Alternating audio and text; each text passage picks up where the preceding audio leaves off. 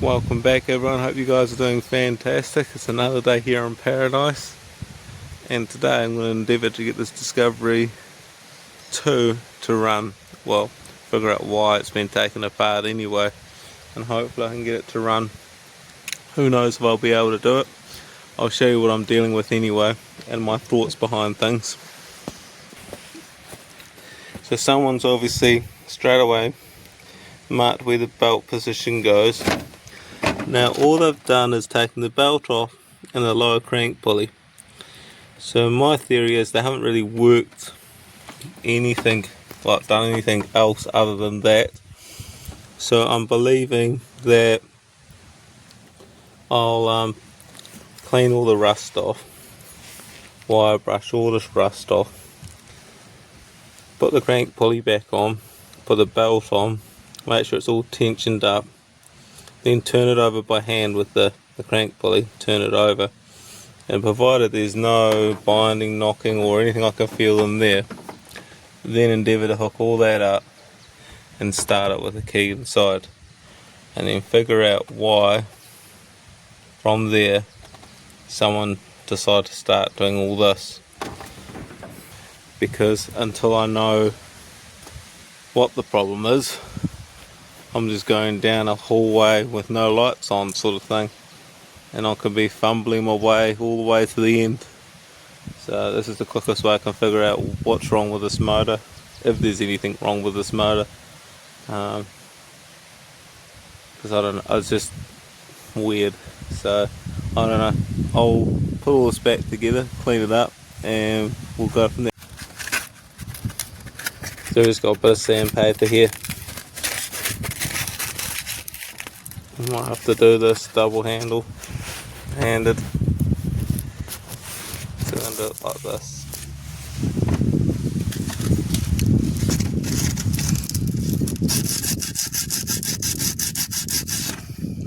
Don't want to score it up, I just want to get rid of some of that.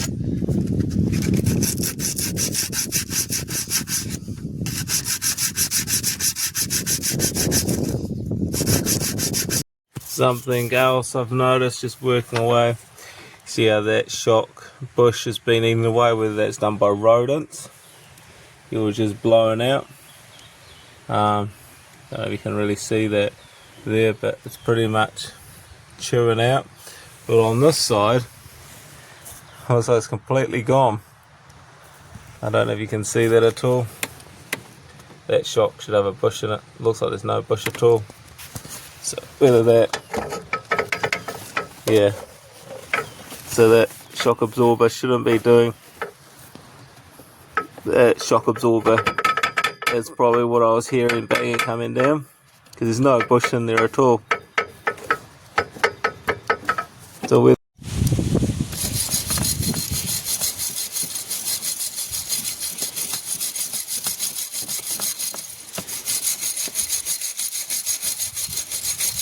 just to get the worst of it, it's never going to be perfect, and if I was going to run it for myself, I'll take it off and get it. Alright, it just seems on one little,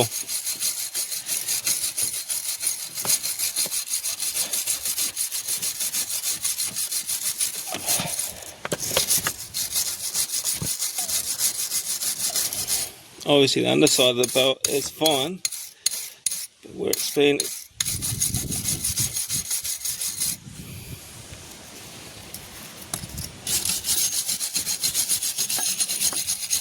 so in the boot of this old girl is a crank pulley. So we'll endeavour, I don't think I'm going to put the viscous fan back on. I've just got a couple of bits of rubbish I'm still clearing out of this thing. So we've got this fan here, or this pulley here, and I can't see a keyway or anything in there, so it looks like it's a rubber dampened, that's rubber there. I'm imagining it goes in like that. I've got the workshop manual and bolt it up again, and see there's also the belt in here. the belt. The belt should be fine.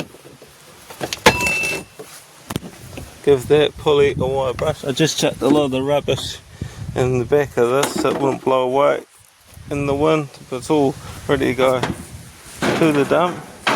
Under there's the comma.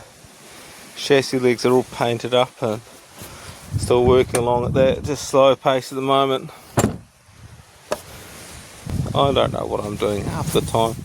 I'm self-taught on a lot of things, and the only way you ever learn anything in life is just get in there and do it, basically. And if you stuff it up, well then you learnt something. So that's the belt all back on.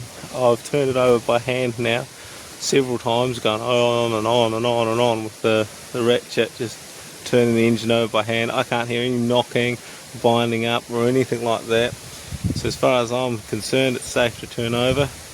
I've tightened the main crank pulley as tight as I can, but we really need to put that under a torque wrench and all the rest of it. This is purely just to see if it will run. I'm hoping everything is where it's meant to be. I did have a look at the workshop manual to get this belt on, and they said turn that clockwise. That clockwise to me is that way. If it's anti-clockwise to relieve that tension, or any way to get the belt on.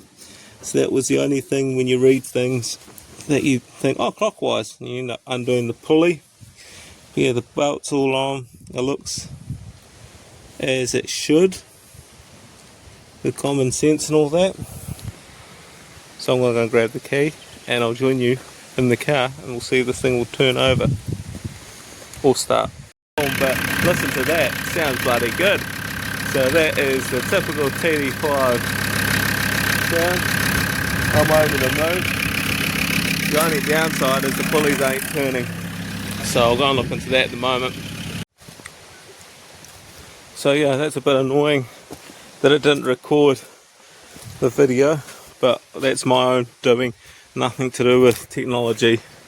I did crank it over, before I cranked it over, sorry, I thought it might be like the old diesels. We'd have a little glow plug and they turn off, you know, got a little timer or whatever in them. I'm not a mechanic, I'm just guessing here. So what I did was I just on off with the key. I know it's got a fuel pump going, so that's really good. And then I just build it over and then it just went woof, and sounds really good. So I'm over the moon with that. I'm a bit concerned why it's not, because I had it turning over on the bar. Sorry if there's wind noise again, the wind's picking up again, which is a pain. But yeah, I did have it turning over by hand, and unfortunately when it's running it's not turning over at all. So it tells me there's something with the crank. Maybe the end of the crank snapped off and that's why they took everything off. I have no idea. So what I endeavour to do is read the workshop manual, see if I've stuffed something up. Maybe look in the back and see if there's something else. I'm not saying that's part of that, but this thing's going to run real good. So then once I'm confident all the auxiliaries are running, because that will be like everything running, then I can then endeavour to get into drive and drive it up the block here and drive it back down.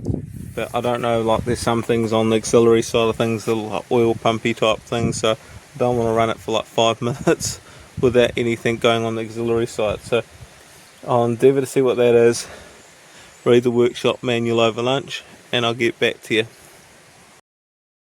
You can hear me over the wind noise. It's now the afternoon and the wind's picking up, and I've been scratching my head regarding this situation. I spoke to the previous owner and he stated to me that he had issues with it loosening off. I don't know, that's what he says, so I was taken for his word on it. So I think he has put a new pulley on and hasn't tightened it off, and it's worked way. He thinks there's a keyway that's broken off, but there's no keyway on these TD5s from what I can work out and what I'm researching. I did look in the workshop manual, and unfortunately my torque reach only goes up to 100 foot-pounds of torque. So no, it's not going to happen. It says 400 and something in the workshop manual I've got, which is colossal. That's real big. So I'll show you what I'm up to, because I just want to test the vehicle out Check the gearbox, diffs, all that are fine, forward drive system's fine, and all the rest of it. I'll put a breaker bar on it, and I'll give it Chris's foot pounds of torque. But you need a special tool as well to hold the pulley back, which I don't have, and I don't have the time to make one. But I'll show you what I'm up to. I'm just using the bolt slightly out and a big steel bar going through, socket there, and then this huge bar that goes up with an aluminium pipe on it, just so I can get the torque into it. I'll mess about with this and get this as tight as I can with this breaker bar and aluminum pipe, and see if I can knock this thing on real tight. But there's not even room for an ooga gun or anything like that, and you really need to take the radiators out, so we'll see if we can get it on and then fire it up again. I'm on my limits of strength there, and I feel rather rude tightening something that tight, but I'm going to chuck it back together and see if it actually holds this time. And if it holds, I'll take it for a little quick spin, and I'm under the impression that I will have to probably take it to someone, Land Rover specialist of sorts, with get a new crank pulley, a new bolt, because you're meant to replace those bolts like head studs by the sounds of it, and also torque it down, because there's no way I'm going to be able to get 400 foot-pounds of torque on that crank pulley, and I'm literally bending my bar now with the aluminium bar inside it, so, and I can't give it any more. So as far as I know, that's on tight. So let me get it back together, belts and all that, and go from there. This is how easy this TD5 starts up, which is, never had that on a Land Rover. It just starts first pop. Hear the fuel pump going. Oh, battery terminals. Spoke too soon. So this is how easy this TD5 starts up. Hear the fuel pump's going. It's in drive and it doesn't want to go forward. Reverse is fine because it's on a slight slope. I don't want to burn out the pump, so I'll endeavour to read the manual again and see how I can check the fluid in the dips in the gearbox. Hopefully it's not a sealed for life box. I'll get back there in 5 minutes.